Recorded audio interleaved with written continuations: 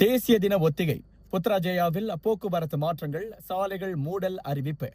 மலேசியாவின் 69வது தேசிய தின கொண்டாட்டங்களை முன்னிட்டு புத்ராஜயாவில் விரிவான பாதுகாப்பு, போக்குவரத்து ஏற்பாடுகள் செய்யப்பட்டுள்ளதாக கோலாலம்பூர் போலீஸ் தலைவர் டத்தோ ஃபாடில் மர்சூஸ் தெரிவித்துள்ளார்.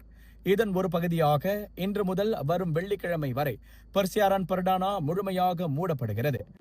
அதனைத் தொடர்ந்து வரும் 28, 29 தேதிகளில் காலை 6 மணி முதல் பகல் 12 மணி வரை டத்தாரன் புத்ரா, பர்சியாரன் பர்டானா, லாமன் பர்டானா குறிப்பிட்ட சில சாலைகளில் போக்குவரத்து தடை விதிக்கப்பட்டுள்ளதாகவும் அவர் குறிப்பிட்டுள்ளார்.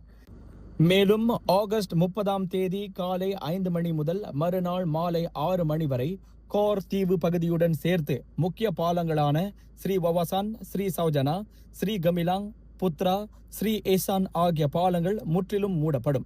எனினும் ஸ்ரீ பெஸ்தாரி பாலம், ஸ்ரீ சத்யா பாலம் ஆகியவை மட்டுமே வழக்கம் போல் போக்குவரத்துக்கு திறந்திருக்கும் என்று கோலாலம்பூர் போலீஸ் தரப்பில் அறிவிக்கப்பட்டுள்ளது.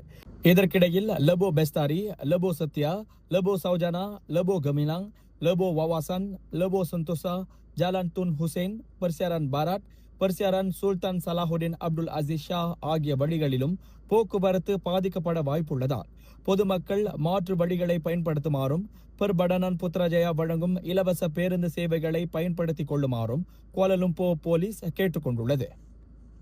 இந்த செய்தியை பெருமையுடன் வழங்குவது சுவையிலும் தரத்திலும் சிறந்த மை மாமாஸ் பப்படம்.